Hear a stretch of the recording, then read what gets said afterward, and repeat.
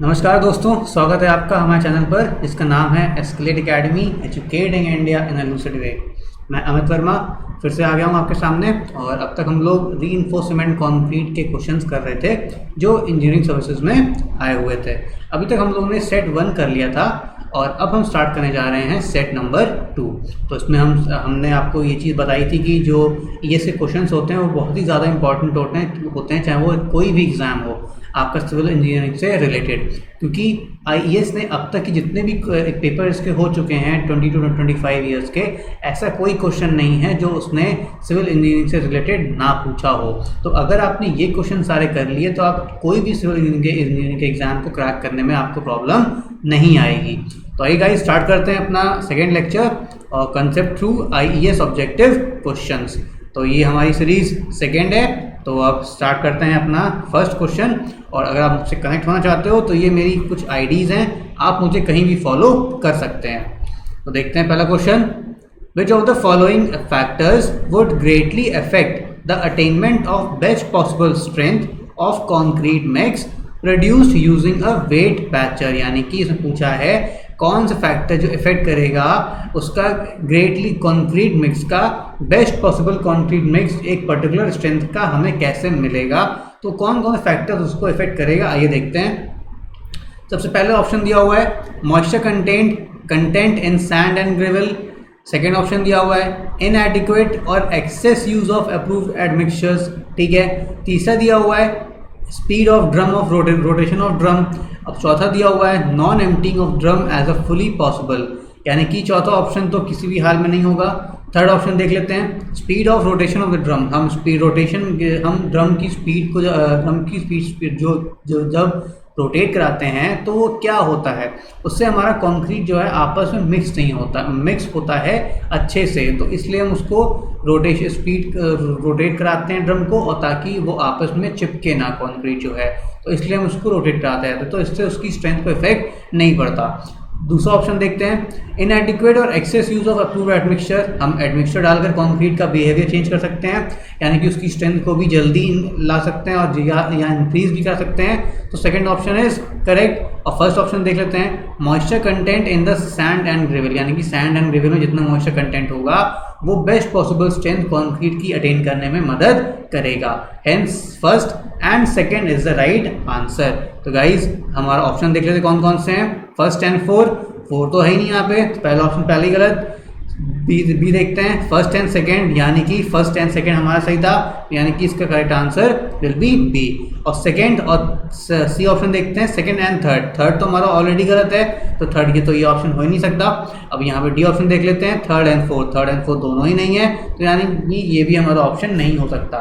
देखिए जो इस तरह के क्वेश्चंस आते हैं हमारे पास आईएएस में, आप इनको ऐसे देख सकते हो कि अगर आपको एक या दो स्टेटमेंट भी पता है तो आप ऑप्शंस देख करके ऑप्शंस को एलिमिनेट कर सकते हो, यानी कि एलिमिनेटिंग दी ऑप्शंस को आप इस्तेमाल करके आप क्वेश्चन को सॉल्व इजीली कर सकते हो। जैसे कि अगर आपने 50% भी ऑप्शंस घटा दिए तो आपके पास 2 ऑप्शन बचे उसको यूज़ करने के लिए। ठीक है, तो आपको 2 ऑप्शन में भी आप उसमें अगर आपको नहीं भी आ रहा है तो आप उसको मार्क कर सकते हो, लेकिन अगर आपके पास 4 ऑप्शन है तो उसमें इसको मार्क करना थोड़ा सा मुश्किल होता है। तो गाइस पहले आप ऑप्शन को एलिमिनेट करो, उसके बाद आप क्वेश्चन को सॉल्व करो जो टफ क्वेश्चंस होते हैं, जैसे ये सर्विसेज के इंजीनियरिंग सर्विसेज के हो गए या स्टेट सर्विसेज के जो ऑब्जेक्टिव्स हो गए उनके लिए। तो हम कैसे इनको सॉल्व करना है ये मैंने आपको इस तरीके से बताया है। जैसे आपने केबीसी में देखा होगा कि 2 ऑप्शन देते हैं, जैसे 50-50 रहता है, उसमें क्या करते हैं 2 ऑप्शन आपके हटा देते हैं, तो आपको बस अब चॉइस रह जाती है सिर्फ 2 ऑप्शंस में।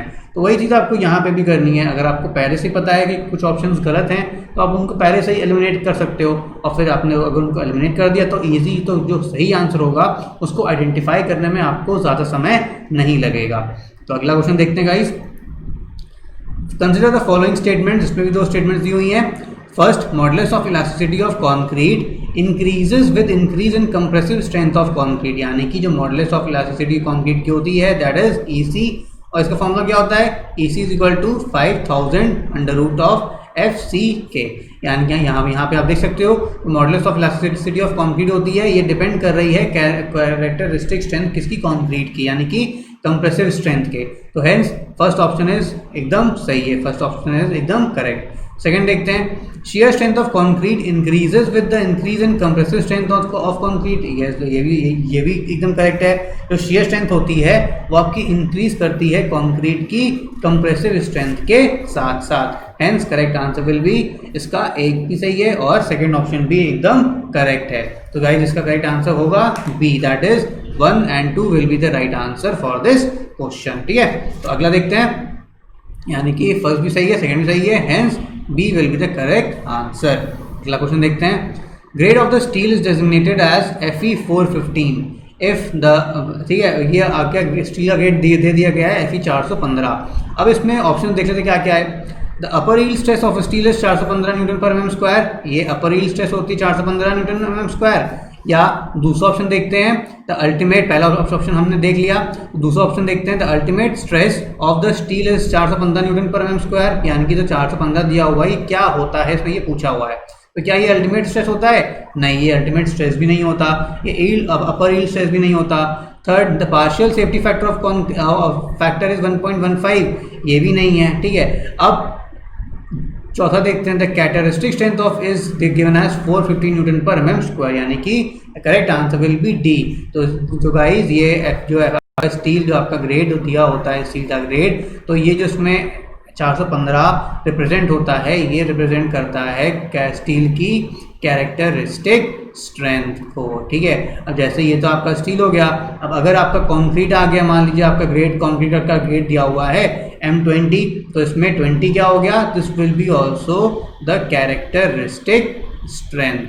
ठीक है, this will be the characteristic strength of concrete. और इसमें M मतलब क्या हुआ, M will be the mix and Fe यहाँ पे क्या हुआ, this will be the steel, ये डेजिग्नेट करता है स्टील को। Hence correct answer will be D is the right answer for this question. तो ये दोनों ऑप्शन गलत हैं, तो correct answer will be D.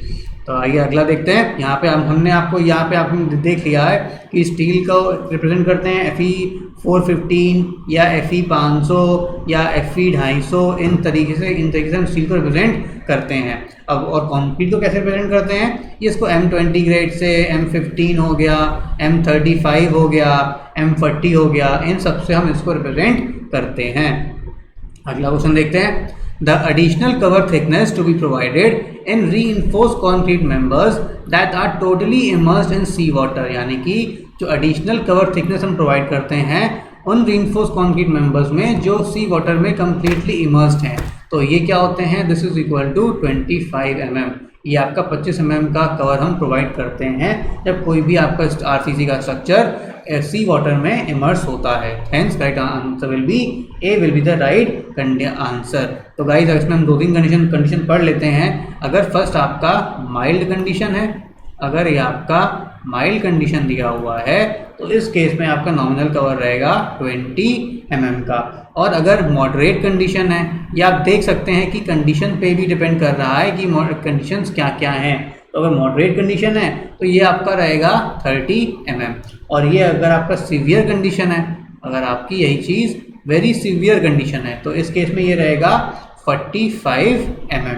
ठीक है, तो गाइस ये कुछ आप कंडीशंस हैं, ये आपको पता होनी चाहिए, और ये आपके नॉमिनल कवर हैं जो हमें कंक्रीट में प्रोवाइड करना चाहिए RCC मेंबर्स के लिए। ठीक है, तो अगला क्वेश्चन देखते हैं, the minimum grade of reinforced concrete and sea water as per IS 456-2000 is, यानी कि IS 456-2000 क्या है, ये हमारा RCC का कोड है जो रिप्रेजेंट हम करते हैं। और तो मिनिमम ग्रेड क्या होना चाहिए, दिस मिनिमम ग्रेड जो हम इस्तेमाल करते हैं this will be equal to M30, यानी कि हमें M30 का ग्रेड का इस्तेमाल करना चाहिए अगर हमारा स्ट्रक्चर सी वाटर से सब्जेक्टेड है। Hence C will be the correct answer for this question. तो गाइस ये जो वैल्यूज हमने दी हुई हैं ये सब कोड के अकॉर्डिंग दी हुई हैं, these are the codal recommendations. ठीक है, these are the codal recommendations जो हमें कोड प्रोवाइड करता है। और कौन सा कोड, और RCC में जो हम कोड इस्तेमाल करते हैं दैट इज 456-2000। ठीक है, ये हम कोड का इस्तेमाल करते हैं RCC में, ये बहुत ही ज़्यादा इंपॉर्टेंट है। जूनियर इंजीनियर एग्जामिनेशन में या स्टेट इंजीनियरिंग सर्विसेज में एग्जामिनेशन में भी ये आपको कभी कभार पूछ देता है। तो अगला क्वेश्चन देखते हैं, यहाँ पे स्टेटमेंट दे रखी है आपको, statement first and statement second, आपको बताना है कि कौन सा स्टेटमेंट सही है कौन सा स्टेटमेंट गलत है। और दूसरी चीज़ हमको ये भी जो आपके पास इसमें 4 ऑप्शंस होते हैं, यानी कि first is correct, statement 2 is correct, या statement 1 is correct and 2 is not correct, या statement 1 is correct and second is the correct explanation of statement 1, या स्टेटमेंट 1 इज फॉल्स। तो ये 4 ऑप्शंस आपके पास होते हैं। तो आइए देखते हैं इस क्वेश्चन को। Wet batching method does not produce concrete of required strength. क्या ऐसा होता है? हमारे पास 2 बैचिंग मेथड होते हैं, आपको याद होना चाहिए। एक होता है वेट बैचिंग और दूसरा होता है वॉल्यूम बैचिंग। तो जो हम वॉल्यूम बैच करते हैं ये हमारे छोटे कामों के लिए इस्तेमाल करते हैं, ठीक है, फॉर शॉर्ट वर्क्स। जो छोटे कंक्रीट के वर्क होते हैं उनके लिए हम इस्तेमाल करते हैं वॉल्यूम का। और जब कभी भी हम डिज़ाइन मिक्स का इस्तेमाल करते हैं, यानी कि this is use for design mix. Design mix मतलब अगर मान लीजिए बड़ा आरसीसी का स्ट्रक्चर बनना है या बड़ा कोई भी आपका मेंबर बनना है, तो उसमें हम वेट बैचिंग का इस्तेमाल करते हैं। तो उसके लिए हम क्या करते हैं, जो हमारा कंक्रीट का ग्रेड होता है उस ग्रेड को हम डिज़ाइन करते हैं। जैसे आपको पता है कि जो M20 ग्रेड, M30, M40 ये सब ग्रेड्स आपके होते हैं। इन ग्रेड अगर हमको ऐसा कोई स्ट्रक्चर इस्तेमाल करना है जिसमें हमें स्पेसिफिक अमाउंट का ग्रेड कंक्रीट का यूज़ करना है, तो हम उस कंक्रीट ग्रेड को डिज़ाइन करते हैं, ठीक है। कैलकुलेशन से उसको डिज़ाइन करते हैं कि इसमें कितना परसेंटेज एग्रीगेट रहेगा, कितना सीमेंट, कितना वाटर रहेगा, तो उस तरह से ये ग्रेड बनेगा। उसकी स्ट्रेंथ कितनी अचीव होगी या आएगी। जब हमको एक पर्टिकुलर अमाउंट में डिज़ाइन में चाहिए होता है तो उसके लिए हम वेट बैचिंग का इस्तेमाल करते हैं। और अगर आपके छोटे से काम हो रहे हैं, कोई भी छोटा सा काम हो रहा है, तो वहाँ पे आप वॉल्यूम बैचिंग का इस्तेमाल करते हो।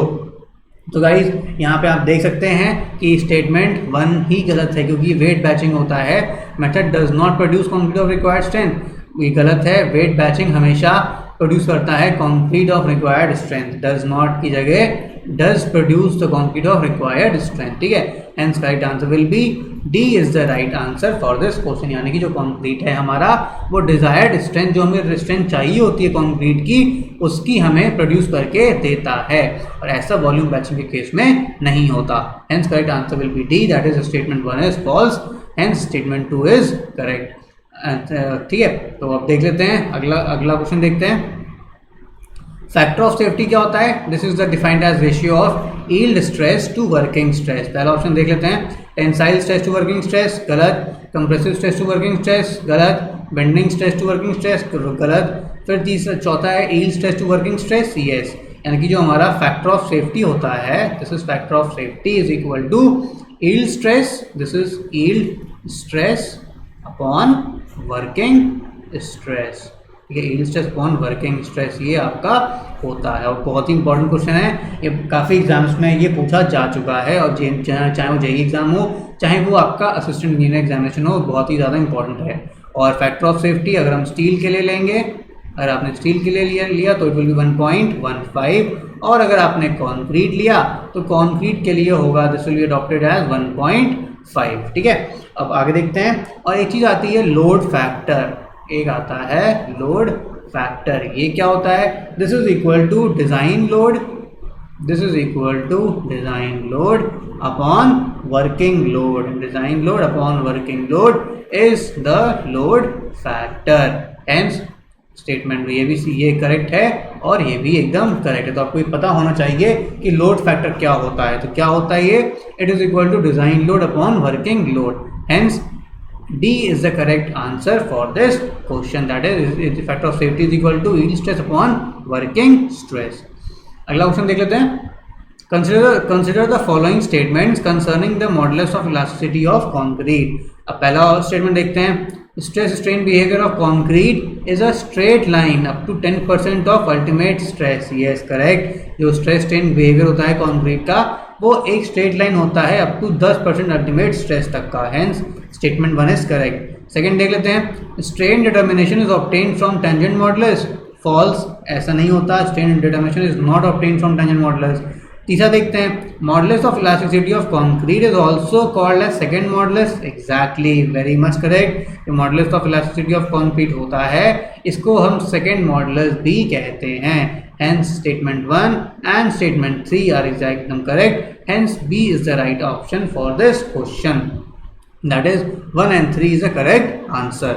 अगला देख लेते हैं। if any tension reinforcement in an RCC beam attains its yield stress during loading before the concrete and compression zone, यानी कि जो आपका स्टील रेनफोर्समेंट जो हम दे रहे हैं आरसीसी बीम में, वो अपनी यील्ड स्ट्रेस पहले अचीव कर लेता है as compare to concrete and compression zone. हमें अगर हमारी ये बीम है तो हम रीइंफोर्समेंट नीचे प्रोवाइड करते हैं, तो this is the tensile zone and this is the compressive zone. ठीक है, तो अब क्या है, इसमें जो स्टील है अपना, ये अपनी यील्ड स्ट्रेस पर पहले अचीव हो गया, यानी कि जो स्टील है ये अपना अल्टीमेट स्ट्रेस पहले आ गया, यानी कि जो जब कभी भी स्टील अपना अल्टीमेट स्ट्रेस पर पहले आएगा वो जो बीम होगी वो कहलाएगी अंडर रीइंफोर्स्ड बीम। ठीक है, अब क्योंकि अब और अगर ये हम उल्टा करते हैं, यानी कि कंक्रीट अपनी अल्टीमेट स्ट्रेस पर पहला पहुंच जाए तो वो कहलाएगी ओवर रीइंफोर्स्ड बीम। ठीक है, तो अब इसमें क्या है, अंडर रीइंफोर्स्ड बीम हम जब भी प्रोवाइड करते हैं तो हम अंडर रीइंफोर्स्ड बीम ही प्रोवाइड करते हैं लिमिट स्टेट स्ट्रक्चर में। क्यों? ताकि अगर कोई भी बीम या कोई भी स्ट्रक्चर हमारा फेल करता है तो हमें एक पर्टिकुलर अमाउंट ऑफ समय मिल जाए ताकि हम उस रूम को या उस बिल्डिंग को इवैक्यूएट कर सकें, या जो बीम फेल कर रही है उसकी हम मरम्मत करा सकें। तो हम कभी भी जब स्ट्रक्चरल स्टेटमेंट डिज़ाइन करेंगे तो हमेशा अंडर रीइंफोर्स्ड स्ट्रक्चर या अंडर रीइंफोर्स्ड बीम का ही डिज़ाइन करेंगे। ठीक है, तो अगला क्वेश्चन देख लेते हैं। The distance between the centroid of the area of tension reinforcement and the maximum compressive fiber in reinforced concrete design beam is known as, इसको हम कहते हैं, सभी को पता होगा, this is known as effective depth। अब हम अगर डायग्राम बना के आपको दिखाएं तो कुछ इस तरीके से ये मान लीजिए आपकी बीम का क्रॉस सेक्शन है, ये आपकी इस तरीके से बीम हो गई, और यहाँ पे अगर हमने ये रेनफोर्समेंट प्रोवाइड किया, ये आपने इस तरीके से रेनफोर्समेंट प्रोवाइड किया, ये अंदर की ओर वायर्स गए हैं, यानी सरिया जो है इस तरह की अंदर की ओर गई है। अब इसका जो सेंट्रॉइड होगा, इसका सेंट्रॉइड कहाँ लाई करेगा, कहीं कुछ यहाँ पे लाई करेगा इस जगह, तो ये ऊपर से ये जो डिस्टेंस कहलाती है, this is known as effective depth and it is designated as D dash. और अगर हमारा ये तो दो लेयर्स प्रोवाइड कर दी हैं, और अगर हम सिंगल लेयर प्रोवाइड कर देते हैं स्टील में, मान लीजिए अगर हम स्टील की इस तरीके की बीम है और अगर हमने सिर्फ सिंगल स्टील प्रोवाइड करी इस तरीके से, ठीक है, तो टॉप से लेकर के इसके सेंटर तक, इस स्टील के सेंटर तक जो हम डिस्टेंस होगा, ये डिस्टेंस कहलाएगा इफेक्टिव डेप्थ, और ये डिस्टेंस कहलाएगा इफेक्टिव कवर, और यहाँ पे भी कहलाएगा इफेक्टिव कवर। तो guys correct answer will be D is the correct answer for this question. तो guys this was the end of a lecture, और अगर आपको वीडियो अच्छा लगे तो प्लीज़ इसको लाइक शेयर सब्सक्राइब करना ना भूलें। Thank you guys for watching this video. Thank you, thanks a lot.